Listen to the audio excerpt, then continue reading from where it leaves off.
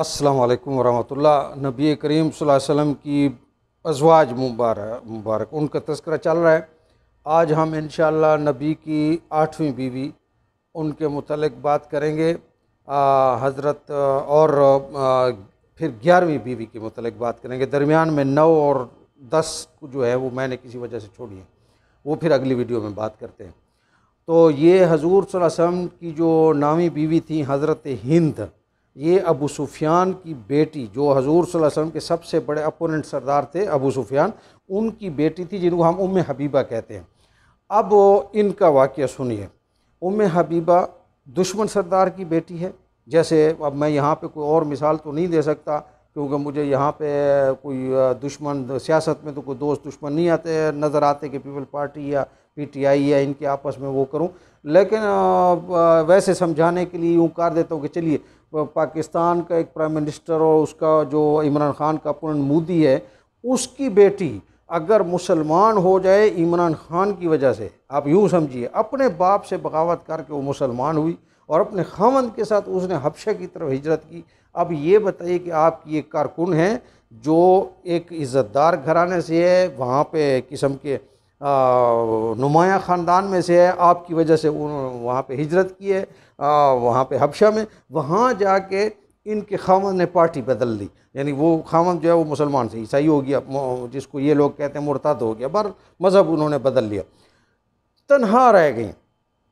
अब मुझे बताइए, बाप को छोड़ा था नबी की खातिर, दियार गैर में हैं, तन्हा हैं, तो वहाँ पे हजूर सल्लल्लाहु अलैहि वसल्लम को पता चला कि मेरे सबसे बड़े अपोनेंट की बेटी और ये हालत उस पर हो गई, कोई नहीं, तो वह यहीं से पैगाम भिजवाया इस प्रोटोकॉल के साथ कि आप मेरे निकाह में आना अगर पसंद फरमाएं।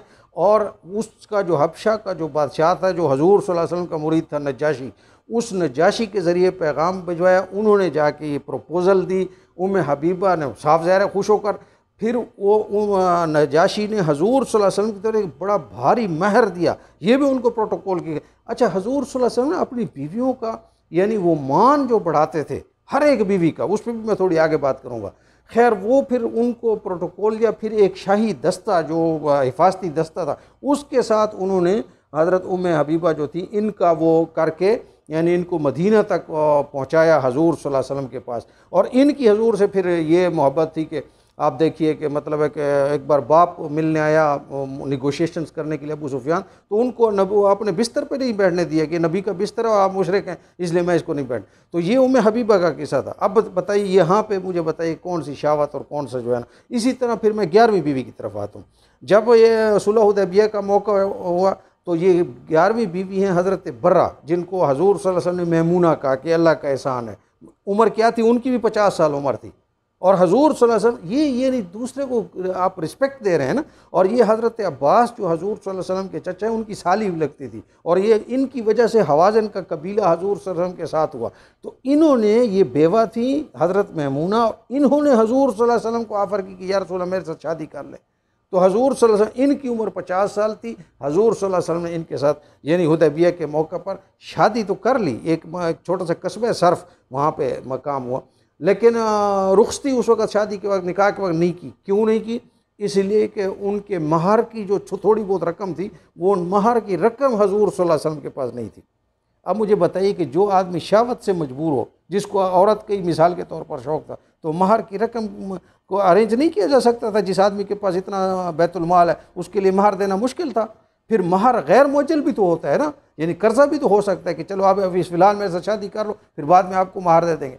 न वो किया, बल्कि जब महर का इंतज़ाम हो गया तो फिर मौके सर्फ पे उनकी रुखसती हुई। और अल्लाह की शान है कि हजूर सल्लल्लाहु अलैहि वसल्लम के बाद यही हज़रत मैमूना जो है ये हज करने आ रही थी, तो इसी मकाम पर जहाँ पर इनकी रुखसती हुई मौके सर्फ पर, यहीं पर इनकी जो है ना वफ़ात भी फिर इसी जगह पर हुई, और इनकी कब्र इस वक्त शुमैसी के साथ मक्का के साथ है।